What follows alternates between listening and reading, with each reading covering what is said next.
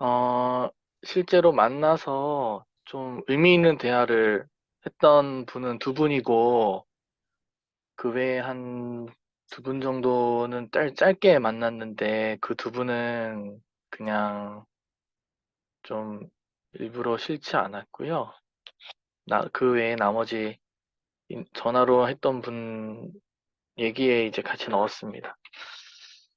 일단은 처음에 이거를 생각했던 이유는 좀 사람들에게, 그러니까 도시에 있는 사람이나 아직 기울기가 멀게 느껴지는 사람들이나, 그리고 뉴스로만 기후위기가 좀 심각하다더라 라고만 알고 있는 사람들한테, 실제 내 옆에 있는 사람은 좀 심각하게 받아들이고 있다, 피부로 느끼고 있다, 그게 경제 생활에 직접적인 타격을 준다, 이런 이야기로 좀 피부에 와닿게 더 가깝게 좀 들려졌으면 좋겠다라는 생각으로 인터뷰를 구상했고요. 근데 이게 제 기대만큼 되지 않더라고요. 제 기대를 무너뜨린 사람이 바로 이 두 번, 이번에 있는 그 김땡땡님 인터뷰입니다. 네. 인터뷰는 이렇게 쭉 읽어보시면 되는데, 제가 우선은 빠르게 좀 진행을 해볼게요.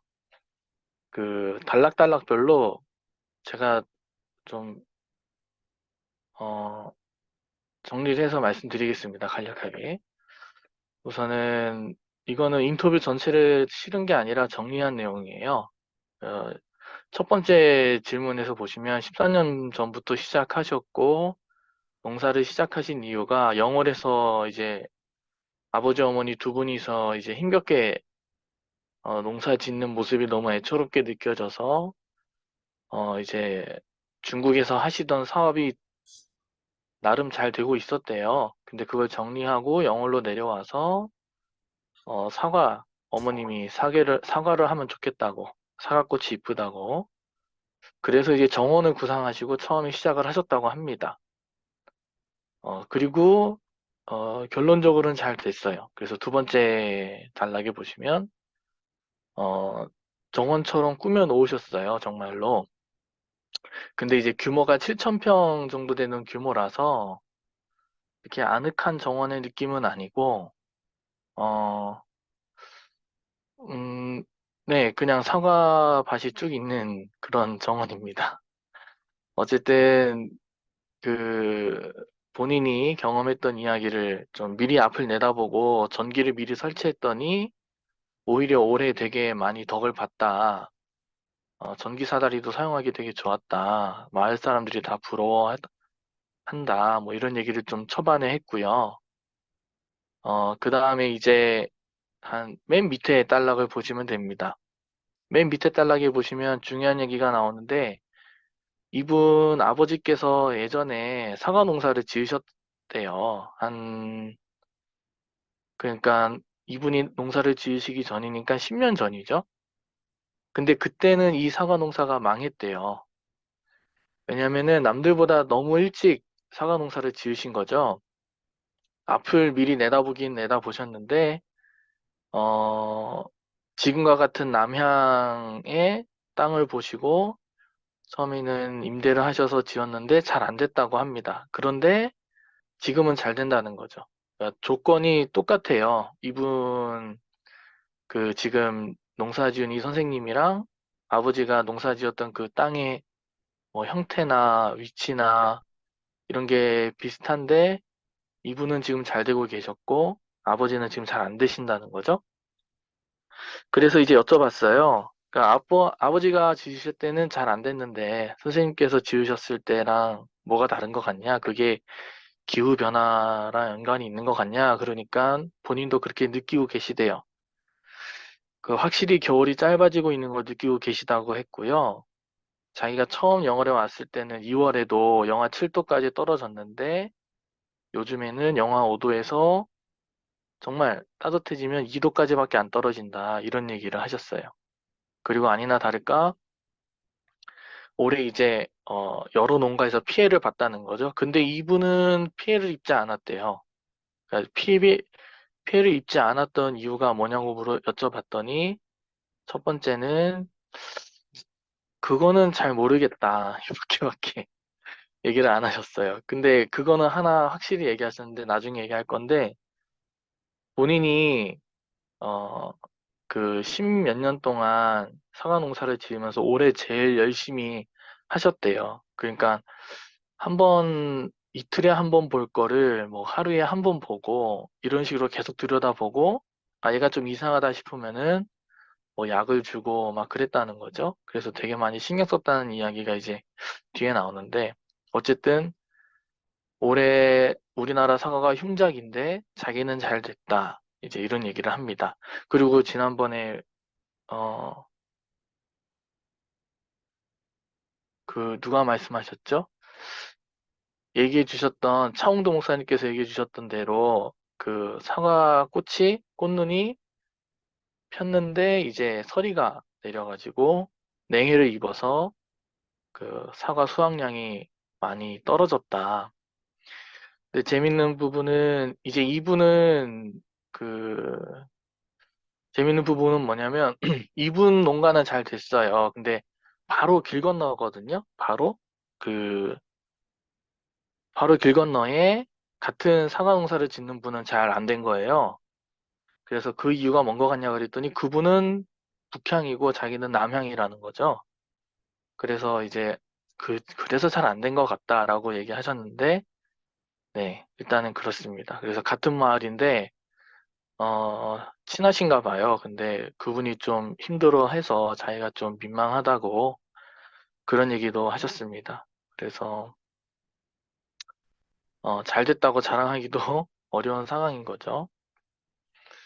어, 그리고 이런 얘기를 들었습니다. 그 영월뿐만 아니라 다른 지역에서 사과 농사 짓는 분들 얘기도 혹시 들으시냐 여쭤봤더니 건너서 듣게 되는데 이거 좀 정확한 얘기다라고 얘기하면서 하시는 게 우리나라 사과 6, 70%가 대구, 경북에서 생산이 되는데 올해 대구, 경북 지역에서 가장 많은 피해를 봤대요. 사과 농가들 피해 중에 가장 많이 피해 본 곳이 여기인데 어, 오히려 강원도는 그러니까 지역별로 사과의 수확량으로 따지면 강원도가 제일 많이 수확을 했대요. 그러니까 피해를 덜 본 거죠.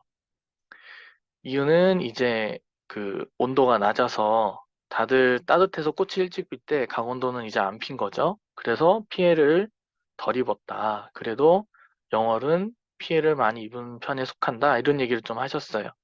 그리고 이 숫자 이야기를 좀 해주셨는데 한 해에 대부분의 우리나라 한 해에 그 평균적인 사과 소비량이 50만 톤이라고 하셨어요. 그런데 작년에는 57만 톤이 생산이 됐고 올해는 47만 톤이 생산이 돼서 사과가 폭등에 중요하게 작용을 했다. 그러면서 이제 자기 농가는 이익을 봤다. 이런 얘기를 이어서 하셨고요. 그 다음 질문으로 제가 좀 질문을 드렸습니다. 너무 가격이 폭등하면 좀 걱정이 되지 않느냐. 그러니까 너무 큰 폭등은 다시 그 소비 위축으로 이어지지 않을까 싶어서 질문 드렸는데 이분이 그래도 공부를 하시는 분이세요. 그래서 그런 얘기를 하시는 거예요. 제 생각을 보도를 읽으시고. 근데 그렇지 않다라는 거죠. 사과는 한국에서 이미 그 수십 년 동안 수요량 데이터가 있대요. 많든 적든 필요한 양이 있다는 거죠. 어딜 가든 사과를 먹고 또 아침에는 사과를 먹는다, 먹으면 건강해진다라는 인식이 있어서 비싸도 덜 팔리긴 하는데 피해를 입을 정도는 아니라는 거예요.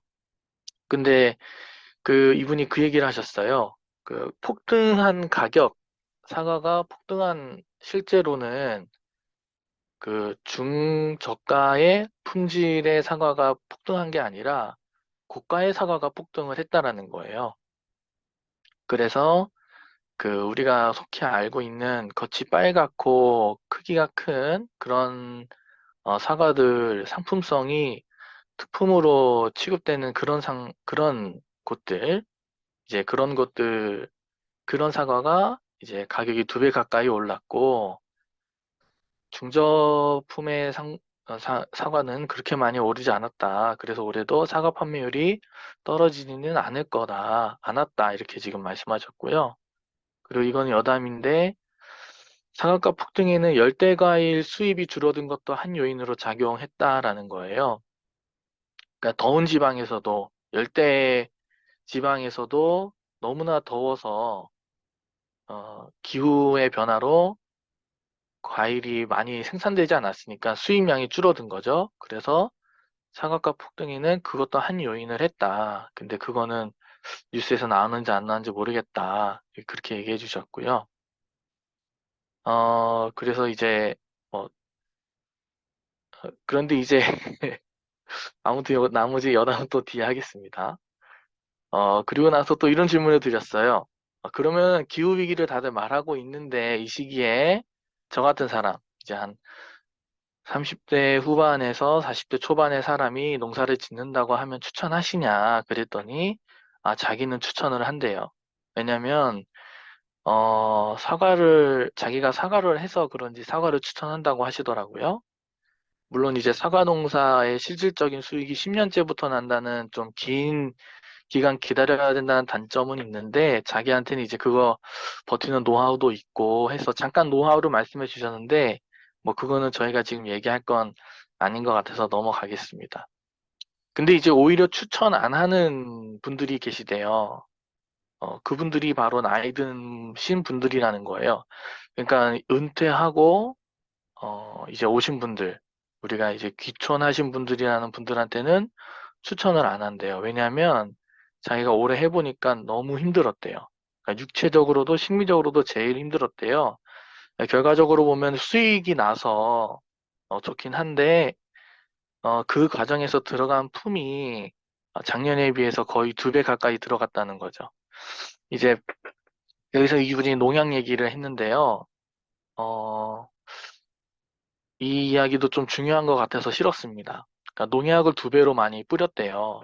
그러니까 이제 농약 얘기에 제가 살짝 놀랐는데 이분이 또 눈치가 빠른 분이라 그걸 캐치하셔서 이렇게 얘기하셨어요. 그게 다른 이유 때문에 농약을 뿌린 게 아니라 농약을 뿌리면 바로 그날 저녁에 비가 내리니까 다 농약이 씻겨 내려간대요.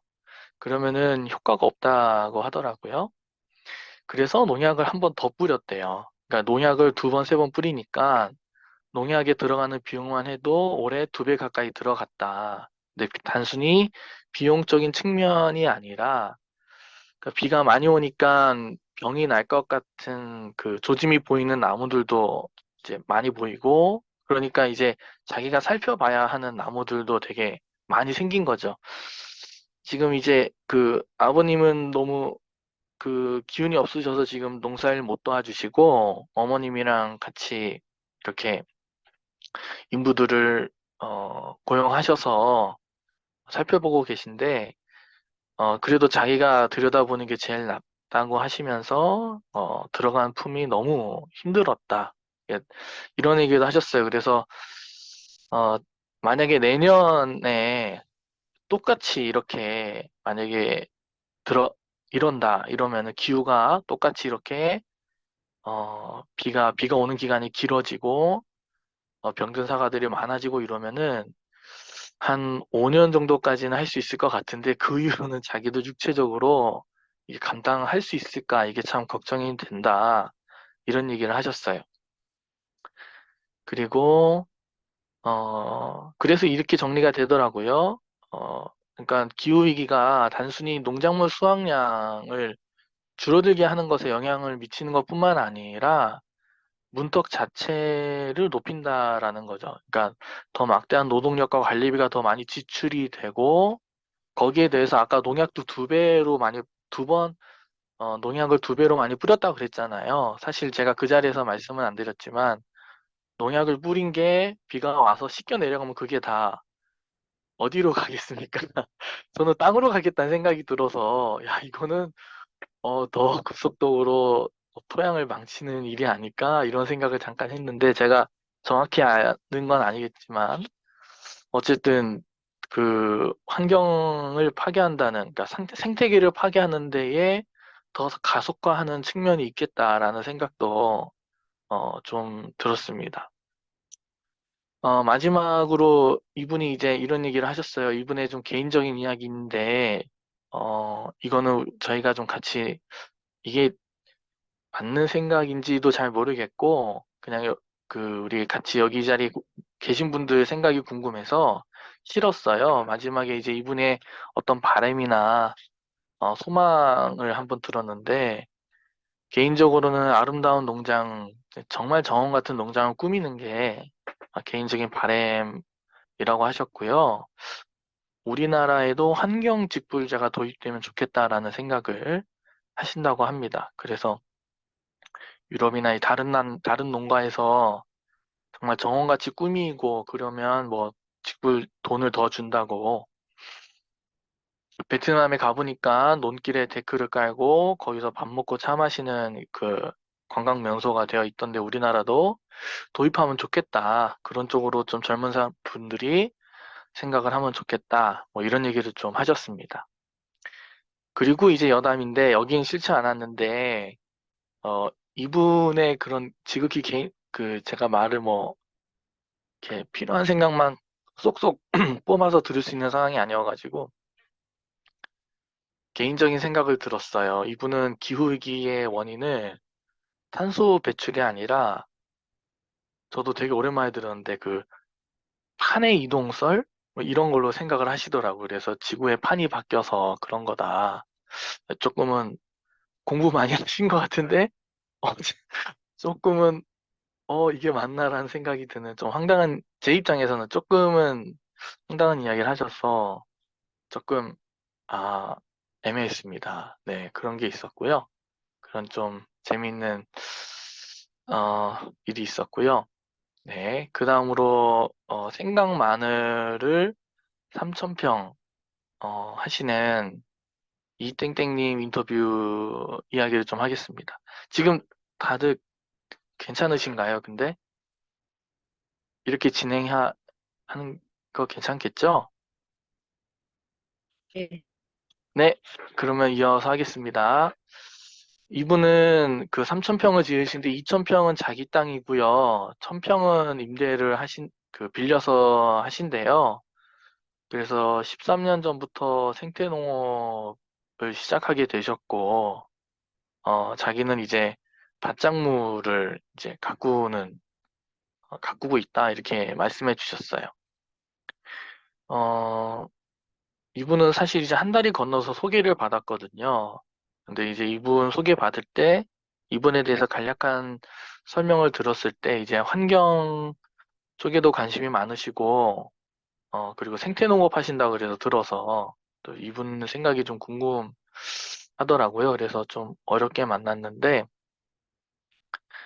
어, 이분이 이제 이분이랑 나눴던 얘기의 대부분은 사실은 생태농업에 대한 이야기를 되게 많이 들었고요. 기후위기와 연관해서, 이런 부분은 좀 나눌 만하다라는 게 있어서 좀 소개를 하려고 합니다. 뭐냐면, 음, 그 첫 번째 질문은 그냥 읽어보시면 될 것 같고요. 이제 두 번째 질문입니다. 그, 흥미로운 이야기인데요. 라고 이제 제가 그 퀘스천에 썼던 건데, 그러니까 저는 이런 생각이 있었어요. 기후위기 상황에서 생태농업 하시는 분들, 친환경 농업 하시는 분들이 제일 먼저 제일 많이 피해를 입지 않을까? 이제 이런 생각을 한 거죠. 왜냐하면 그 사과농사 지으신 분도 그렇게 수확량이 많았던 이유 중에 하나가 농약을 열심히 치셨기 때문에 그것도 그런 분을 만나니까 제가 또 그런 생각까지 다다랐는데 이분은 다른 얘기를 해주셨어요. 대부분 사람들은 그렇게 생각하기 쉬운데 오히려 정반대의 상황이 더 자주 있을 것이다라고 이분은 그렇게 내다 보시더라고요. 그 이유는 어, 생태 농업을 하고 친환경 농업을 하고 유기농을 하면 작물의 건강성 자체가 건강해지기 때문에 저항성이 생긴다. 이게 이분의 어떠한 저는 생각 못한 부분이었습니다. 이분이 이제 사과로 예를 들어주셨는데요. 자기랑 같이 생태농업 하시는 분 중에, 영어로는 아니지만 안동에서 하시는데, 물론 해발 500m 위치에 사과를 짓고 계시대요. 근데 이때 안동에 있는 다른 농가들은 다 피해를 입었는데, 이 농가는 사과 피해를 입지 않았다고 합니다.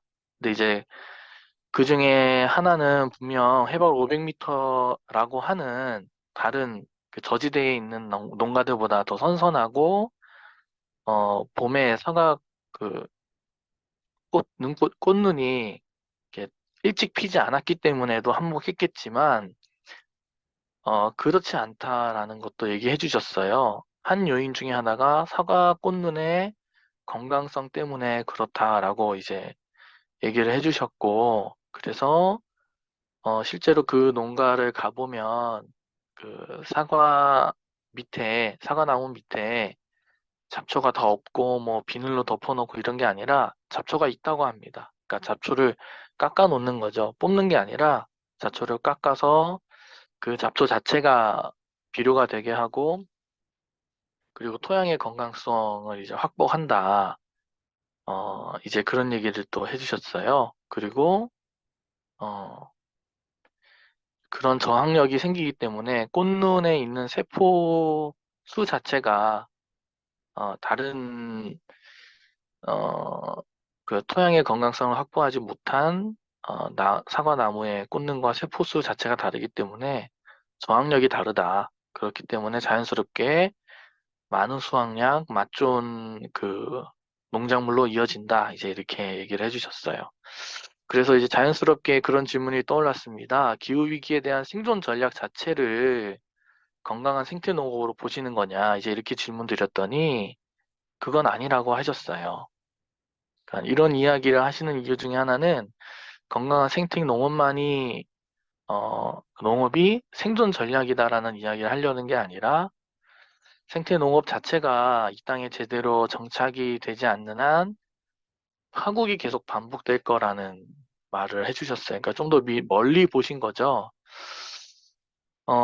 그래서 이제 뭐 인식의 전환이 필요하다. 그 농작물을 제외한 다른 그 농지의 모든 존재들에 대한 배타적 인식이 긍정적인 인식으로 전환되어야 된다. 뭐 이런 얘기도 해주셨는데 굉장히 좋은 얘기들 많이 해주셨고요.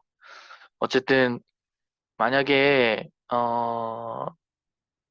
그러니까 이분은 어떻게까지 생각하시냐면 파국이 이 땅에 도래했을 때 어떻게든 소수의 인간이라도 살아남게 된다면 다시 또 인류가 발전하게 되고 뭔가 이렇게 계속 그 발전하게 될 텐데 생태 농업이 제대로 이루어지지 않으면 또 똑같은 파국을 맞이할 거라는 거죠. 이제 그런 얘기를 좀 하셨고요. 그래서 이제 여쭤봤어요. 제가 이렇게 잠깐 얘기를 들어도 생태 농업이 굉장히 좀 손이 많이 갈 것 같아서 어려웠던 점은 없으셨느냐 했더니 오히려 몸이 힘든 것보다 마음이 힘들었다고 말씀하셨고요. 어, 몸은 오히려 젊을 때보다 훨씬 건강해졌다고 하셨어요. 이분이 지금 60이 넘으신 걸로 알고 있는데, 근데 이제 오히려 마음이 요즘 좀 힘들다고, 에, 그, 그래서 알았습니다. 그러니까 이분이 몇 번 인터뷰를 거절하셨는데 그 이유 중에 하나가, 이런 경험들이 좀 많이 있으셨던 것 같아요. 그래서 함께 생태 농업을 시작하고 배웠던 사람들 대부분이, 중간에 말만 생태 농업이지, 제대로 된 생태 농업을 하시는 분들, 일종의 변절자라고 해야 될까요? 그런 분들도 계셨고, 그리고 배움에만 멈추는 사람들이 대부분이었다. 그래서 개인적으로는 알리고 싶은 마음이 더 크지만 또 많이 실망했기 때문에, 좀 이 인터뷰도 좀 어렵게 나오셨던 것 같더라고요. 그래서 이제 아까 했던 얘기로 이제 마무리 되는데요. 어, 생태계의 종과 다양성이 참 중요한 시기인 것 같다라고도 얘기해 주셨어요. 그러니까 종의 다양성이 확보가 될 때 건강한 생태계가 만들어지고, 그리고 그 생태계는 곧 다음 세대의 인류가 살아남을 수 있는 근거가 될 거다. 이제 이런 얘기들을 해주셨고, 그리고, 그런 얘기들하고 더해서, 뭐, 다른 또 많은 이야기들을 해주셨는데, 이제, 뭐, 요 정도만 담았습니다. 더 많이 담으면, 그, 기후위기와 연관돼서 할 얘기가 아닌 것 같아서. 네, 그리고 그 다음에 인터뷰 통화 내용들인데요. 영월에서 땅을 임대해서 이제 밀 500평을 시작하신 분이에요. 근데 이분은 이게 주농사는 아니고, 이분은 이제 된장을 만드시는 분인데, 된장도 하시면서 밀도 이번에 시작을 하신 거죠. 근데 그, 이번에 강한 바람이 많이 불어서, 그, 그때 왜, 그 추수할 즈음에, 그래서 이제 대부분 쓰러져서 수확을 70%만 했다. 이제 이런 얘기를 들었고요. 그래서 이제 땅 임대를 계약을 한 거잖아요. 이게 1년으로 계약 안 하고 이렇게 기간을 정해서 계약을 하셨던 것 같아요. 그래서 내년에 뭘 심어야 되나 고민이 된다. 이런 분이 계셨고, 그 다음으로 이제 또 다래를 300평 하시는 분이 계셨는데, 이분도 다래만 하시는 건 아니었어요. 근데 이분이 다래를 하시는 이유가 그 토종작물을 키운다는 자부심. 이분도 약간 좀 공부를 하셨던 분이더라고요. 그래서 그 종의 다양성이 중요하다는 생각으로 그 토종 다래를 이제 키우시는 분인데, 올해 그 상비평 모두 다 수확을 못했대요. 전부 다 수확을 못해서, 아, 내년부터는 계속 해야 되나 말아야 되나 고민이 된다. 이런 얘기를 좀 해주셨고요. 그 다음에 세 번째로 배추 4,000평 이상 하시는 분인데, 아, 이분은 좀 되게 좀 심각했어요. 이분은 좀 많이 심각해요. 왜냐면, 그, 이게 제가 실은 이야기는 작년만 실었는데, 지금 몇 년째 계속 적자라는 거예요. 그래서 막 대출 금리가 더 오른 상황에 되게 좀 앞이 캄캄하다 이런 얘기를 듣는데, 아, 좀 마음이 좀 많이 아팠습니다. 이분 이야기는. 네, 그렇고요. 그리고 이제 어, 나가는 말은 그냥 읽어주시면 될 것 같습니다. 정리를 좀 해보면요. 그 제가 제 예상을 깼던 거는 첫 번째로는 어, 첫 번째 인터뷰에서는 아, 이게 직접적으로 피해를 입지 않으면 괜찮다고 생각을 한다는 게 좀 저는 뭐랄까요? 어, 내심 놀랬고요. 어, 그리고 이분이 그러면 나중에 상가 지으신 분한테 여쭤봤어요. 그럼 나중에 어, 어떤 얘기를 드렸냐면 그 무슨 저희 기후 보고서에 보면은 무슨 시나리오에 의해서 만약에 그 이산화탄 그 기후 온도가 계속 이대로 올라가면 그 사과 자체도 강원도에서 못 짓게 되는 때가 올 수도 있는데, 그때는 어떻게 하실 거냐 그랬더니, 어, 그래도 자기는 사과를 할 수 있을 것 같대요. 이제 이분이 그런 얘기를 하시더라고요. 배운 게 도둑질이라고 사과, 자기 주변에도 보면은 사과를 지으신 분들은 품종만 바뀌지 계속 사과를 지으시더라. 좀 이런 얘기를 좀 하시더라고요. 네, 그런 게 좀 있었고요. 그리고 두 번째 분 만났을 때는 이제 아까 얘기했던 대로 생태농업이라는 게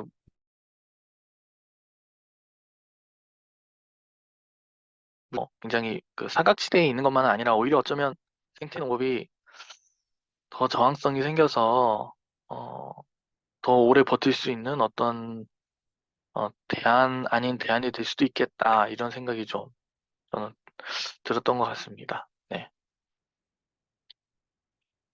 그리고 네. 저는 그럼 여기까지 하겠습니다. 전 뭐 다 제가 한 것 같은데요. 네.